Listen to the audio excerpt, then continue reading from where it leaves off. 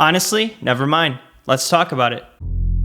A couple names that I can't retain inside my brain that should fade away.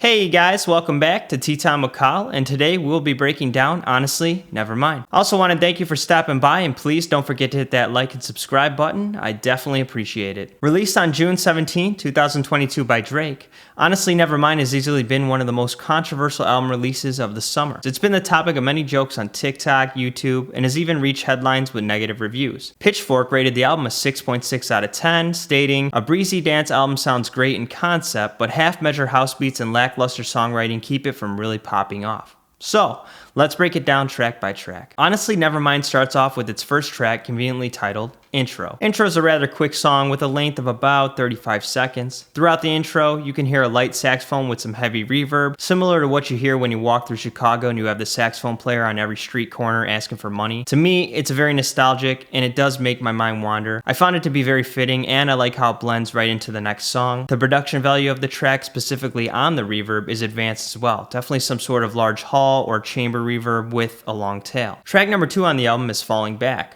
Right away, I can tell you that Falling Back is very repetitive, and quite frankly, I'm not the biggest fan. I found it to contain very weak lyrical content, and it almost seemed like a forced song that they just needed to add lyrics to so they could finish the album. The vibrato is also horrible. Track number 3 is Text Go Green. Text Go Green contains a great use of the synth for a lead. It starts off with a very house-style drum kit. The lyrical content is a lot better than some of the other songs, so overall, I'd say it's a good song for the album, and it does push the genre farther. We followed that up with Currents. The production of Currents is very soft and basic. The intro reminds me of So Far Gone, but I cannot stand that squeaking bed metronome. That drives me insane. I automatically hate every single song that has the squeaky bed metronome. Overall though, it's an average song and nothing really stands out to me. Then we transition into A Keeper, which starts with a heavier kick that guides the song along. The lyrics of A Keeper are extremely basic and repetitive.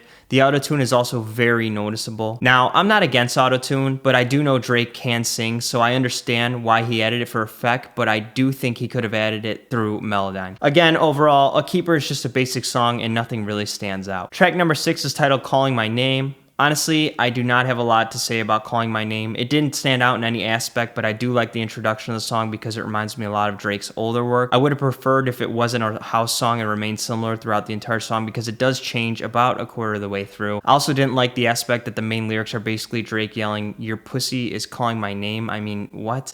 I found that it doesn't really match the criteria of Drake and who he typically is as an artist. I'd say it's one of the worst songs of the album. It's very, very forced. Now, Sticky is probably one of the most iconic songs on the album because it's been the butt of many jokes online. It's very repetitive and features a chopped vocal sample that is pitched throughout the song. I don't think the chorus is catchy, but I can see how the repetitive beat does keep people interested. I personally don't like Sticky, but it's definitely one of the more well-known songs that people were talking about upon the initial release of the album.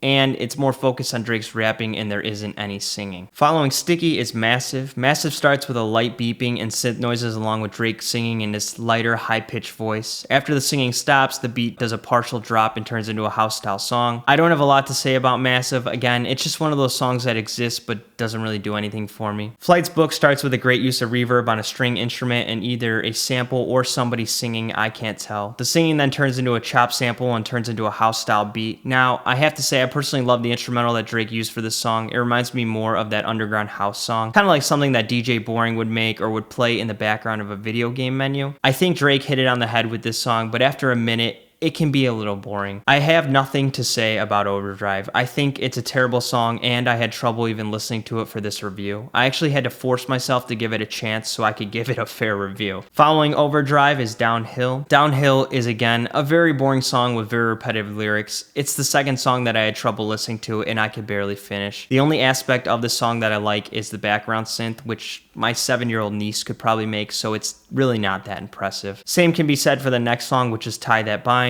I again found the song boring and the lyrical content just was not there for me. Now, Liability is completely different. The song is more of a hip-hop style instrumental. You have a deeper and heavier treble with a heavy kick drum and clap. The only aspect of the song that I found unappealing is that Drake slowed down his vocals to add more emotion to the song. I understand the concept of what he was doing, but I would have loved to hear his normal voice because I think he is a good singer. I also love the chorus of this song. The vocal pitch changes and notes he sings blend very well together.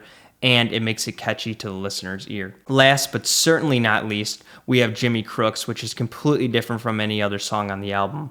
Jimmy Crooks is more of a Drake that we're used to hearing. A very laid-back flow over a heavier hip-hop beat and heavy treble. I also love the sample of brass instruments used to create the instrumental. This is easily my favorite song on the album, and it appears to be a lot of other people's because right now it's averaging about 108 million plays. So, let's talk about the top threes. In my opinion, the top three songs are going to be Jimmy Crooks, Flights Booked, and Liability. My least favorite, you can probably guess, are Overdrive, Downhill, and Tie That Binds. Overall, I would rate this album about a 5.9 out of 10. It's not a bash to Drake because personally, he is my favorite artist and I even named my cat after him, but he was doing what all artists do and experimenting with new genres. I completely respect it and I get it as an artist myself, but I would have liked to see a little less repetitive house on this album and more songs with deeper meaning instead of just catchy choruses and hooks. The only thing people have to remember though is if you go back and look at every Drake album, he's always experimented with new genres or changes in his current genre. None of his albums are the same, which is the reason I respect him so much as an artist. I think that house music is just not as popular as it used to be in the late 90s and the early 2000s, so people are trying to learn how to cope with the album and genre change. Now,